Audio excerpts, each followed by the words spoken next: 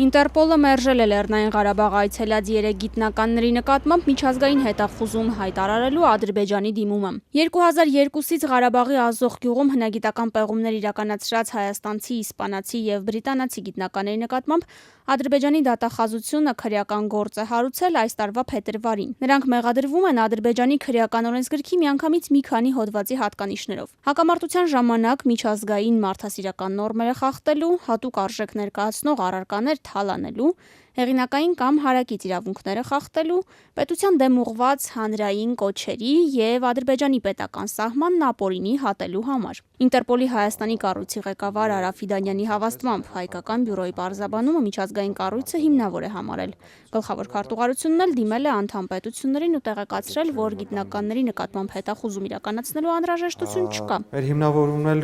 նրանում էր, որ այդ տարածքը բնականաբար չի համարվում Ադրբեջանի տարածք, ավելին իրենց քրեական օրենսգրքի հոդվածն այնպիսին է, որ տալիս է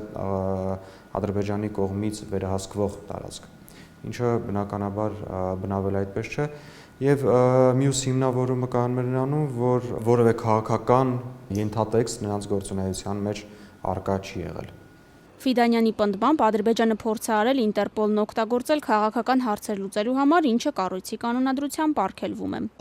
Որ հարցը քաղաքական ենթատեքստ ունի, համոզված է նաև Ադրբեջանի թիրախում հայտնված գիտնականներից Լևոն Եպիսկոպոսյանը։ Վերջ-վերջո ոնց որ գալիս է քաղաքական ենթատեքստի, այսինքն Արցախի իր դիրքը հզորացնում է, Արցախը հանդես է գալիս ոչ միայն պաշտպանվող պետություն, այլ նաև արարող, ստեղծող պետություն, որտեղ միջազգային մակարդակի աշխատանքներ են կատարվում։ Ադրբեջանի ուշադրության կենտրոնում գիտական խումբը նախկինում էլ է եղել։ Ազոխի քարանձավում հնագիտական պեղումների վերաբերյալ գիտական խումբը գիրք է հրատարակել, որի դեմ Ադրբեջանն արտահայտվել է ԵԽԽՎ ամբիոնից։ Ինքը ոչ մի պատասխան չի ստացավ մեր հայ պատգամավորների կողմից, ոչ մի պատասխան։ Գիտեք, մի քիչ անպաշտպան ես զգում այդ դեպքում քեզ, եթե քո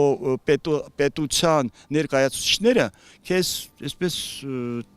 թիգունք չեն կաղնում։ Ազատությունը զրուցեց Լեռնային Ղարաբաղում աշխատած ու Ադրբեջանի թիրախում հայտնված իսպանացի գիտնական Յոլանդա Ֆերնանդես Խալվոյի հետ։ Հետազոտողը նշեց, որ առայժմ մեկնաբանություններից զերծ կմնա ու չպատասխանեց հարցին, թե արդյոք կրկին կայցելի Լեռնային Ղարաբաղ։ Իսկ իրենց գործընկեր Լևոն Եպիսկոպոսյանի հետ զրույցում գիտնականները մտահոգություն են հայտնել։ Նրանք մտահոգված են, գիտեք ինչ, որ այսօր 21-րդ դարում դեռ կան ինչ որ քաղաքական գործիչներ, կան պետություններ, որոնք փորձում են հետապնդել այն մարդկանց, ով ուղղակի իր աշխատանքն է կատարում։ Հայաստանի գիտությունների ազգային ակադեմիայի աշխատակիցն ընդգծում է Լեռնային Ղարաբաղում կատարված աշխատանքը վերքաղաքական ու անգամ վերազգային է։ Եթե դա լիներ, ասենք ինչ որ կապված լիներ մի էթնոսի հետ, կապված լիներ, ասենք ինչ որ մի հատ ինչ որ բանի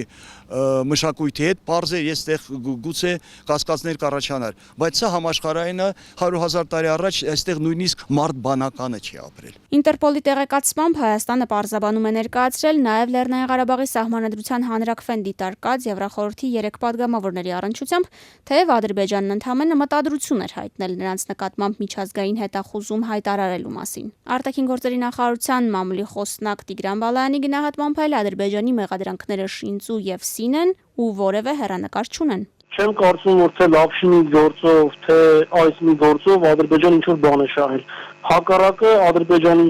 առանց դրա էլ շատ ցածր մակարդակի գտնվող հեղինակությունը տուժել է։ Եվ Արցախ այցելությունները ինչպես եղել են, այնպես էլ շարունակվել են ու բազմապատկվելու են։